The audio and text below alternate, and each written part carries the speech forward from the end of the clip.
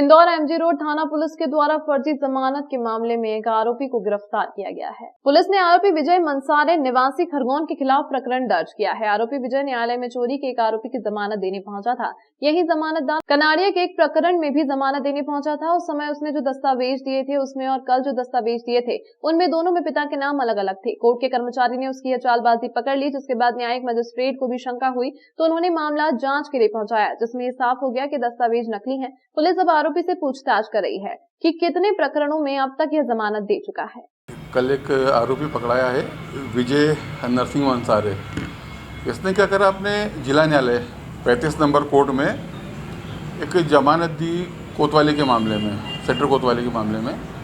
तो जब पूछताछ करी उससे तो उसने अपना नाम बताया विजय पिता नरसिंह मंसारे, जबकि पूर्व में कनाड़िया में उसने अपनी वल्दियत बताई थी भारत सिंह। तो इसी तरह दो अलग अलग थानों में अपनी वल्दियत अलग अलग बताने में थाना एमजी रोड पर अपराध क्रमांक 15/23 420 67 68 71 का कायम किया गया और माननीय न्यायालय द्वारा कायम कराया गया। आरोपी को हिरासत में लेकर पूछताछ की जा रही है।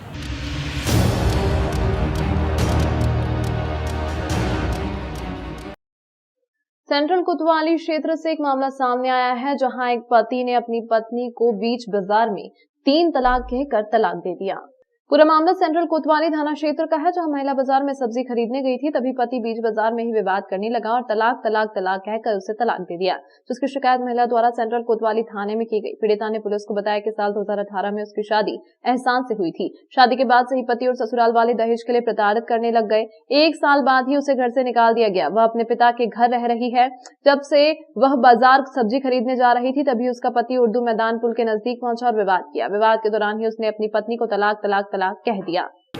जी, थाना क्षेत्र की एक महिला है, उसने शिकायत की है कि इसका पति, जो कि 23 तारीख की घटना बता रही है, 23 नवंबर की, तो उसका पति आया और उर्दू मैदान के पास का जो पुल है, दौलतगंज क्षेत्र में पड़ता है, तो वहाँ पे आके इसे 3 बार तलाक बोलकर चला गया, जिस पर से अपराध पंजीबद्ध किया गया है। कल ही FIR हुई है इसकी और आज जितने जल्दी हो सके अरेस्टिंग होगी इसकी। जी, इनका कोर्ट केस भी चल रहा है। महिला थाने में अपराध पहले भी पंजीबद्ध किया जा चुका है, 498A और 3-4 दहेज का चल रहा है।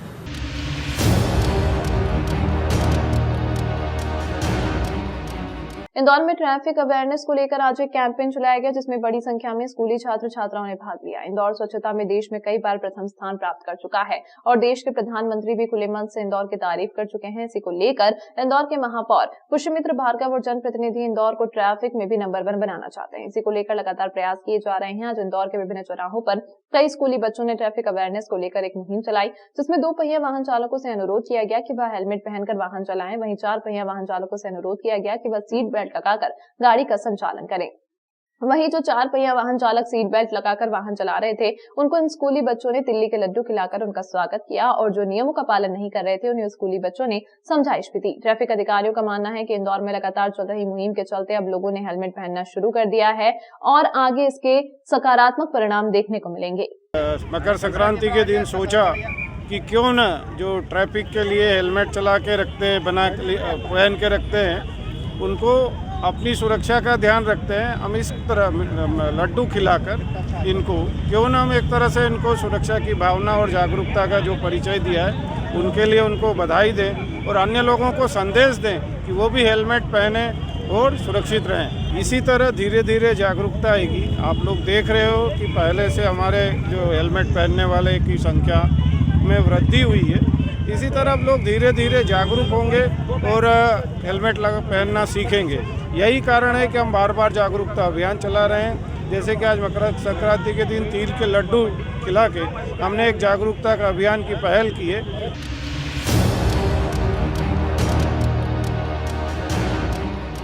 24 जनवरी को होने वाले मैच को लेकर हाईकोर्ट में यह जनहित याचिका राकेश सिंह यादव ने दायर की है। याचिकाकर्ता की तरफ से पैरवी करते हुए एडवोकेट रोहित शर्मा ने कहा है कि इसके पहले भी इंदौर में हुए अंतर्राष्ट्रीय क्रिकेट मैचों में टिकटों की कालाबाजारी हुई है। 24 जनवरी को भारत न्यूजीलैंड के बीच होने वाले 1 दिवसीय क्रिकेट मैच में भी ऐसा होने की आशंका है। ऑनलाइन बुकिंग शुरू होने के कुछ ही मिनटों में पूरे टिकट बिक जाते हैं। नियमानुसार एक व्यक्ति अधिकतम 4 टिकट खरीद सकता है। 12 जनवरी से भारत न्यूजीलैंड के बीच होने वाले मैच के टिकट ऑनलाइन बिकना शुरू हुए। सिर्फ 3 मिनट में ही साइट क्रैश हो गई। एमपीसीए को 17,000 टिकट ऑनलाइन बेचना था। ऐसे में सवाल है कि सिर्फ 3 मिनट में 17,000 टिकट कैसे बिक सकते हैं। ये एमपीसीए के जो घोटाले हैं हम लोगों ने लगातार उजागर कर रहे हैं। पिछला मैच जो 4 अक्टूबर को था उसमें भी ऑनलाइन प्रोसेस से टिकट थे। सारे टिकट 10 सेकंड में समाप्त हो गए थे और उसके बाद लगातार 10 दिन तक ब्लैक हुए थे। इस बार भी एमपीसीए के जो कर्ता धर्ता उन्होंने साजिश रच के पूरी योजना बना के 12 तारीख को ये टिकट लॉन्च कर दिए, जबकि उन्हें पता था कि पीआईएल माननीय उच्च न्यायालय में लग चुकी है और इसी विषय को लेके है कि किस तरीके से टिकटों का वितरण हो। लेकिन ताबड़तोड़ 12 तारीख को ओपन किए गए और लगभग 2.5-3 मिनट में गैलरी के सारे टिकट समाप्त हो गए। अन्य टिकट भी जो साउथ पवेलियन के थे वो नहीं मिल पा रहे थे, कुछ 1-2 पवेलियन के मिल रहे थे। ये पूरे तथ्य वो पूरी बातें हाईकोर्ट के समक्ष रखी गई हैं और उसमें हाईकोर्ट ने निर्देश दिए हैं कि ये ऑनलाइन प्रोसेस की पूरी जानकारी कोर्ट के सामने 17 तारीख तक प्रस्तुत करें और 18 को इसमें फिर सुनवाई है। ये बहुत साफ और स्पष्ट है कि एक मध्य प्रदेश ही ऐसा राज्य है जहाँ क्रिकेट को लेकर बहुत सारा भ्रष्टाचार है, धोखाधड़ी है और टिकटों की ब्लैक मार्केटिंग है। आज सुनवाई में माननीय न्यायालय ने ये निर्देश दिए हैं एमपीसीए को कि जिस तरीके से आपने टिकटों की बुकिंग करी है उसकी सारी जानकारी, उसका सारा रिकॉर्ड कोर्ट में प्रस्तुत किया जाए। उससे पता चलेगा कि जिस तरीके से टिकट की बुकिंग हुई है, क्योंकि 2.5 से 3 मिनट में अगर सारे टिकट बुक हो गए तो इसका मतलब कुछ अकाउंट से ही इसका ट्रांजैक्शन हुआ है। अगर ये टिकट अलग अलग अकाउंट से होते तो लगभग 4,500 अकाउंट की लिस्ट एमपीसीए को या पेटीएम को या पेटीएम इनसाइडर को प्रस्तुत करना चाहिए। अब वो तथ्य सामने आएंगे तो पता चलेगा कि किस तरह से धांधली हो रही है।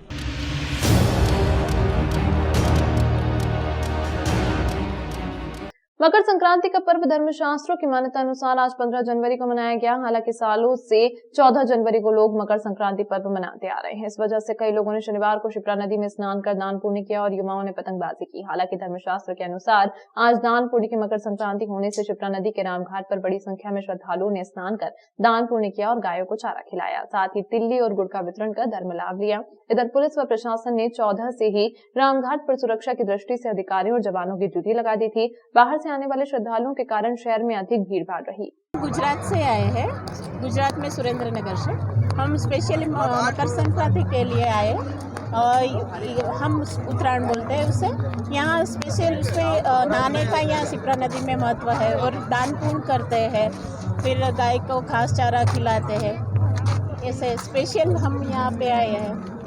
मां हरसिद्धि फुटकर व्यापारी मित्र मंडल ने खिचड़ी बांटकर धर्म लाभ लिया। इधर मां हरसिद्धि फुटकर व्यापारी मित्र मंडल ने हरसिद्धि मार्ग पर मकर संक्रांति पर्व के उपलक्ष्य में हरसिद्धि मार्ग पर निःशुल्क खिचड़ी का वितरण किया। मित्र मंडल के धर्मेंद्र माली ने बताया कि पिछले 5 वर्षों से बाबा महाकाल और मां हरसिद्धि की असीम कृपा से यह आयोजन किया जा रहा है। साथ ही आगे भी कई वर्षों तक चलता रहे यह मनोकामना है। इस मौके पर ग्रुप के गोविंद, दादू, दिनेश, देवड़ा, दीपचंद जैन, विठल राव समस्त मित्र मंडली का सहयोग रहा। हमारे मां हरसिद्धि भक्तों का मां हरसिद्धि फुटकर व्यापारी मित्र मंडल के द्वारा प्रति वर्ष खिचड़ी का आयोजन वितरण किया जाता है, जिसके अंदर सभी व्यापारी मित्र मंडल उसको देते हैं और हजारों भक्त यहाँ पे आके प्रसाद ग्रहण करते हैं। हमारी मनोकामना है कि ये कार्यक्रम सदा ऐसे ही चलता रहे और बाबा महाकाल की कृपा हम तो बरसती रहे।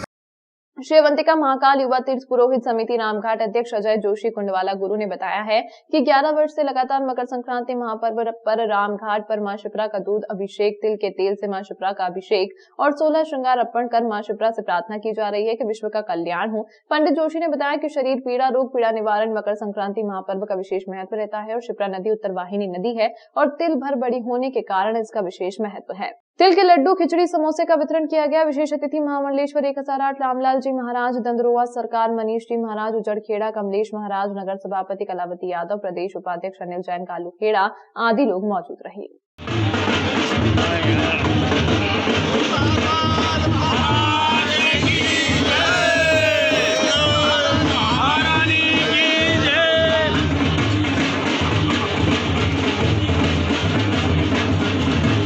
जी का महाअभिषेक तिल के दूध से, तिल के तेल से किया जाए, जिसमें हमारे नगर के उपाध्यक्ष, प्रदेश उपाध्यक्ष अनिल जैन, कालूखेड़ा जी, नगर उपाध्यक्ष जगदीश जी पांचाल, नगर निगम सभापति कलावती यादव जी और समस्त यहाँ पधारे शिप्रा जी का अभिषेक किया। आज के दिन मकर संक्रांति के दिन इस पर्व के द्वार खुलने से जो भी भगवान की आज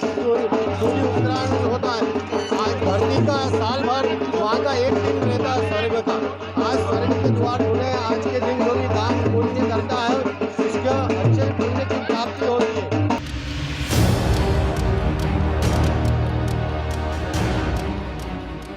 कश्मीर के मैदानी इलाकों में हाल में हुई बर्फबारी का असर मध्य भारत में भी दिखने लगा है। यही कारण है कि शनिवार और रविवार को एकाएक बर्फीली हवाओं ने फिर एक बार लोगों को दिन में ही स्वेटर शॉल इस्तेमाल करने पर मजबूर कर दिया। शनिवार और रविवार को मकर संक्रांति के दिन लोगों ने गुनगुनी धूप में पतंगबाजी का आनंद लिया। दिन में ही ठंडी बयार चल रही थी, जिससे ठिठुरन बढ़ गई। बीते 4-5 दिनों से तापमान में बढ़ोतरी देखी जा रही थी और न्यूनतम पारा 12.6 डिग्री तक जा पहुंचा था। बीते हफ्ते कड़ाके की सर्दी के बाद पिछले दिनों रात के पारे में 2.3 डिग्री की बढ़ोतरी दर्ज की गई थी, लेकिन शनिवार को मौसम ने फिर करवट ली और दिन में ही अच्छी खासी ठंड का एहसास होने लगा। रविवार को न्यूनतम तापमान 8.8 डिग्री रहा। वहीं हवा की गति 6 किलोमीटर की रफ्तार से चल रही थी। बता दें कि लगातार पड़ रही ठंड को देखते हुए नगर निगम प्रशासन भी ठंड से बचाव के लिए चौराहों पर अलाव जला रहा है और फुटपाथ पर सो रहे राहगीरों को रेन बसेरों में पहुंचा रहा है। बढ़ती ठंड के कारण रेन बसेरे भी भर चुके हैं। राहगीरों सहित अन्य लोग जिला अस्पताल के बाहर, बस स्टैंड, रेलवे स्टेशन के बाहर और दुकानों के बाहर सर्दी में सोने को मजबूर हैं। जी, मैं नागपुर महाराष्ट्र से आया हूँ।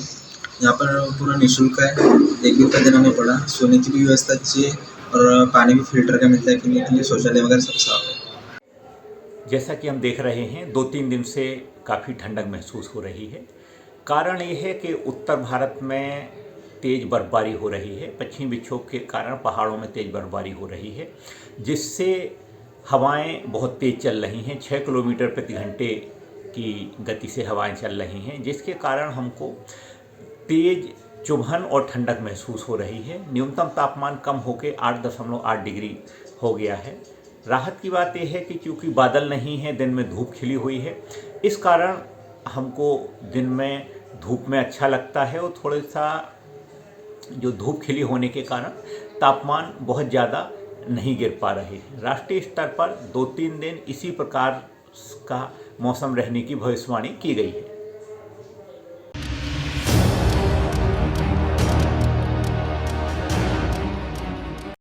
शहर के नीलगंगा थाना क्षेत्र अंतर्गत मनशामन कॉलोनी चौराहे के समीप जितेंद्र पिता बद्रीमाली निवासी शांतिनगर पर 8 से अधिक आरोपियों द्वारा धारदार हथियारों से हमला कर गंभीर रूप से घायल करने का मामला सामने आया है। युवक को लहूलुहान अवस्था में जिला चिकित्सालय में भर्ती कराया गया है। युवक की हालत गंभीर होने पर डॉक्टरों द्वारा युवक को इंदौर रेफर किया गया। चेतन माली द्वारा जानकारी देते हुए बताया गया कि सत्यनारायण पिता पूनम चंद, आकाश, विकास, पवन पिता सत्यनारायण, गौतम भाट पिता सुरेंद्र, सुनील माली, दीपक कहार, सूरज माली व अन्य द्वारा 4 मोटरसाइकिलों पर सवार होकर मनशामन कॉलोनी चौराहे तलवार, चाकू व धारदार हथियारों से लैस होकर जितेंद्र माली पर हमला कर गंभीर रूप से घायल कर दिया गया। पूर्व में उनके स्वयं के ऊपर भी जानलेवा हमला किया गया था। पुलिस प्रशासन द्वारा पूर्व में आरोपियों पर कड़ी कार्रवाई न होने के कारण आरोपियों के हौसले बुलंद हैं, जिसके कारण आज यह घटना घटित हुई है। पुलिस प्रशासन को उनके ऊपर कठोर से कठोर कार्रवाई करनी चाहिए। वहाँ पे हमारे बड़े वाले भाई साहब खड़े हुए थे, बाइक से 10 से 12 व्यक्ति, जिनसे हमारा पूर्व में विवाद है। जयसिंहपुरा निवासी गौतम भाट, सत्यनारायण, पवन पिता सत्यनारायण, राहुल, ऐसे करके कम से कम 8 जने आए वहाँ पे। तो धारदार उतरे गाड़ी से और सभी के हाथ में तलवार थी और चाकू थे। उन्होंने चाकू से भैया पे पीछे यहाँ पे और सर में चाकू से वार करा। हमारा पूर्व में विवाद था, उनसे विवाद चला आ रहा था और इसी गाड़ी में आज उनने सर में गंभीर चोट होने से भी इंदौर एमआई में उनको रेफर कर रहे डॉक्टर साहब के द्वारा। और पूर्व में विवाद था, पूर्व में मेरे ऊपर भी जानलेवा ने हमला करा था। क्या नाम है उन आरोपियों के और आपके भैया का नाम क्या है? आरोपियों के नाम है गौतम भाट है, सत्यनारायण है, पवन है, अभिषेक है और सूरज है। ऐसे करके 8 जने लगभग वो थे।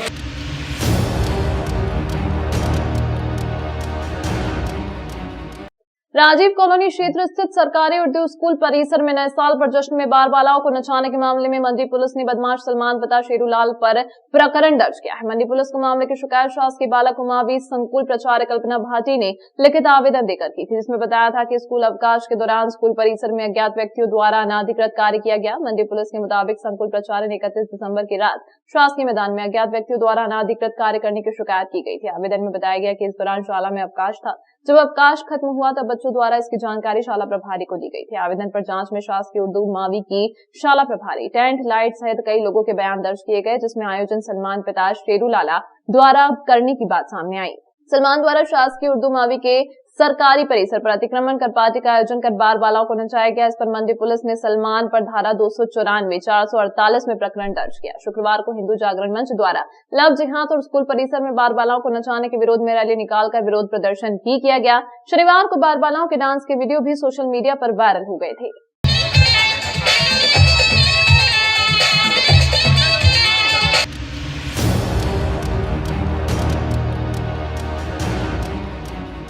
सुसनेर समीप ग्राम बमनिया खेड़ी में पतंग उड़ाते समय पैर फिसलने से युवक छत से गिरकर गंभीर रूप से घायल हो गया। परिजनों के द्वारा उपचार के लिए उसे सिविल अस्पताल लेकर आया गया, जहां पर डॉक्टरों के द्वारा प्राथमिकता उपचार कर जिला अस्पताल रेफर किया गया। मिली जानकारी के अनुसार मेहरबान पिता गोकुल, उम्र 35 वर्ष, निवासी बमनिया खेड़ी अपनी छत से पतंग उड़ा रहा था, तभी संतुलन बिगड़ने से उसका पैर फिसल गया। सर के बल गिरने से खून ज्यादा बह गया और वो अचेत हो गया। परिजन आनन फानन में उसे लेकर अस्पताल पहुंचे, जहां से उसे जिला अस्पताल रेफर कर दिया गया।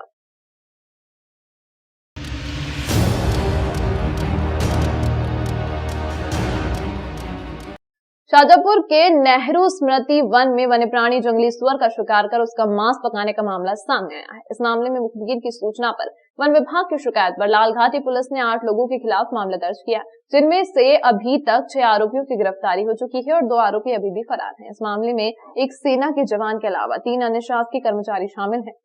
डीएफओ मयंक चांदीवाल ने बताया कि 7 जनवरी की शाम 6 बजे वन अमले को मुखबिर से सूचना मिली कि नेहरू स्मृति वन में कुछ लोग जंगली जानवर को मारकर उसे पका रहे हैं। इस पर डिप्टी रेंजर अशोक सिंह बघेल अमले के साथ लेकर मौके पर पहुंचे और वहां देखा 8 लोग आग पर कुछ पका रहे हैं। ज्यादा व्यक्ति होने एवं उनके पास हथियार होने की शंका में डिप्टी रेंजर ने फोन लगाकर पुलिस बल को भेजने की बात कही। रेंजर ने लालघाटी थाने पर फोन लगाकर पुलिस बल मांगा और वन विभाग और पुलिस की टीम ने 2 अलग अलग रास्तों से आरोपियों की घेराबंदी की। मौके पर मौजूद 8 लोगों में से 4 आरोपियों को पकड़ लिया गया और 4 भागने में सफल हुए।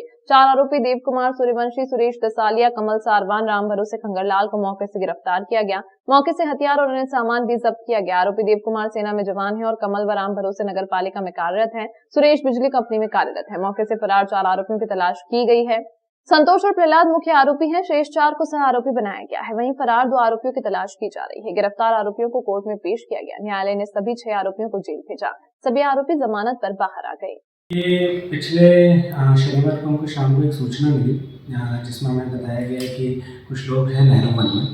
तब हमें पता नहीं था कि वहाँ क्या हो रहा है, तो हमने यहाँ से वन विभाग से हमने एक फॉरेस्ट गार्ड और सुरक्षा श्रमिकों को वहाँ भेजा, जिन्होंने बताया कि वहाँ पे 6-7 लोग हैं। तो यहाँ से परिक्षेत्र अधिकारी और परिक्षेत्र सहायक और अन्य वन रक्षकों की पूरी टीम वहाँ भेजी, जिसमें ये संभावना बताई गई कि उनके पास हथियार हो सकते हैं, उन्होंने शिकार किया हुआ है। तो हमने पुलिस की मदद ली और उनको तीनों चारों तरफ से घेर के शिकार के साथ उनको पकड़ा।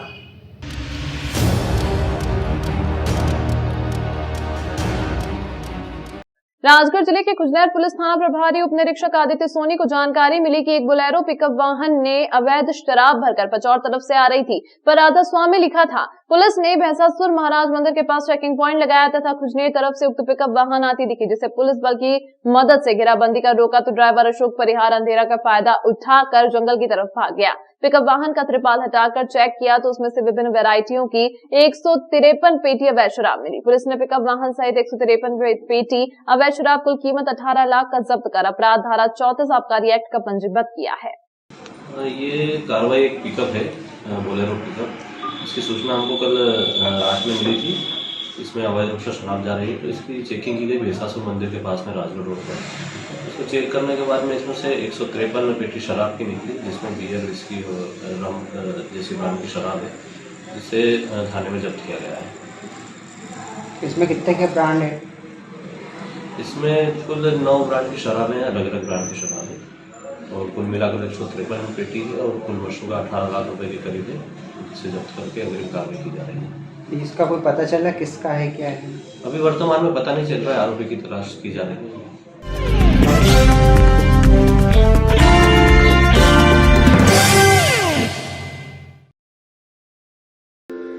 ओम शांति। 25-26 साल की उम्र से भाई जी का मार्गदर्शन, प्यार मिला। आज जो ये जीवन है भाई जी के बदौलत है और बाबा विनोबा जी की बदौलत है। सबसे पहले हरिजन सेवक संघ की इस पावन तीर्थ भूमि के ध्वज को मैं अपने मस्तक पर लगाता हूं, जहां ये भाई जी का प्रथम श्रद्धांजलि कार्यक्रम हो रहा है। मैं धन्यवाद देता हूं परम श्रद्धेय आदरणीय मेरे भाई प्रहलाद सिंह जी पानिया को, उनकी पूरी टीम को धन्यवाद देता हूं। मुस्लिम सिख ईसाई, हिंदू मुस्लिम सिख ईसाई, जैन पारसी बौद्ध बहाई, भाई जी की आवाज हमेशा हम लोगों के लिए ऊर्जा का केंद्र रहेगी। मत कर माया को अहंकार, मत कर काया को अभिमान।